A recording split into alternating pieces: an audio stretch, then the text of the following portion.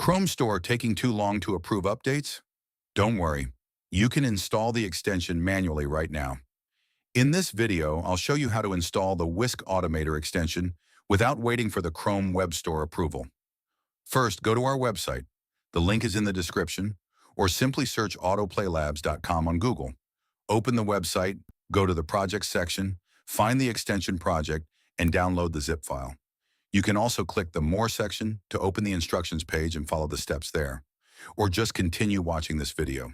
Now download the extension zip file and extract it into a folder. Make sure you can see all the files inside.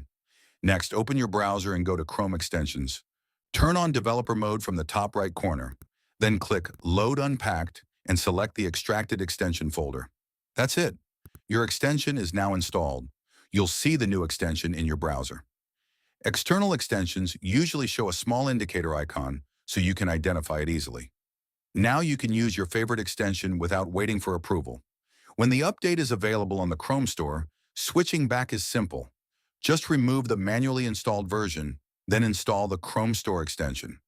Now your extension will be updated to the official version. Simple, right? If this helped you, don't forget to like and subscribe for more updates.